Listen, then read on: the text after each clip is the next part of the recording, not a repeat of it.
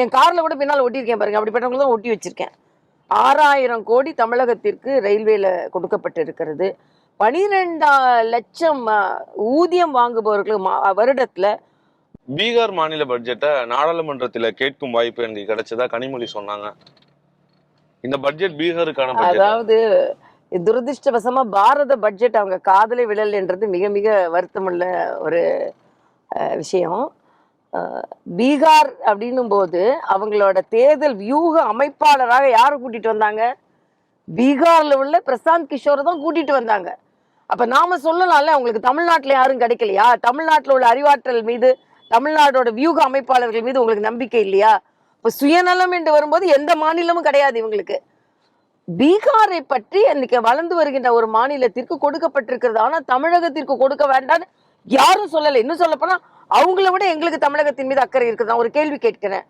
இன்னைக்கு நீங்க யூபிஏ கவர்மெண்ட்ல இங்க இத்தனை அமைச்சர்கள் இருந்தீங்க.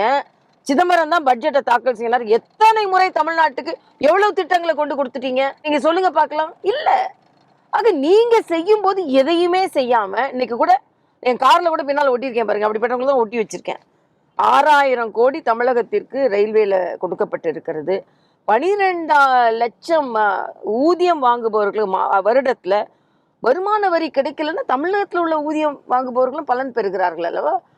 ஒட்டுமொத்த இப்ப நீங்க தமிழ்நாடு பட்ஜெட் தாக்கல் செய்யறீங்க, திருநெல்வேலிக்கு இது, தூத்துக்குடிக்கு இது அப்படின்னா பண்றீங்க. இல்ல, தமிழகத்திற்கு ஒட்டுமொத்த வளர்ச்சி திட்டத்தில் அதில் தூத்துக்குடிக்கும் பங்கு இருக்கும், திருநெல்வேலிக்கும் பங்கு இருக்கும், மதுரைக்கும் பங்கு இருக்கும், சென்னைக்கும் பங்கு இருக்கும். இப்ப சென்னைன்ற பெயரே வரல. அதனால நான் ஒன்னே ஒரு கேள்வி கேட்கிறப்ப, பட்ஜெட்ல தமிழ்நாடு வருதா இல்லையான்றது ரெண்டாவது. நீங்க என்ன மாடல்னு சொல்றீங்க? உங்க ஆட்சியோட மாடல் என்ன மாடல்? தமிழ்நாடு மாடல் இல்ல, திராவிட மாடல். அப்போ உங்க ஆட்சியோட மாடல் கூட தமிழ்நாட்டில் நடந்து கொண்டிருக்கின்ற ஒரு ஆட்சிக்கு தமிழ்நாடு மாடல்னு பெயர் வைக்க மாட்டேன்றீங்க. மாடல்ன்றதே ஆங்கிலம் தான். தமிழ்நாடு மாதிரி, தமிழ்நாடு உதாரணம் அப்படின்னு சொல்லாம திராவிட மாடல்னு சொல்றீங்க. உங்க பேர்லயே தமிழ்நாடு கொண்டு வர மறுக்கிறீங்க. அதனால எல்லாவற்றிலும் அரசியல் செய்யணும், அரசியல் செய்து கொண்டு இருக்கிறார்கள். அவ்வளவுதான் என்னை பொறுத்த வரைக்கும்.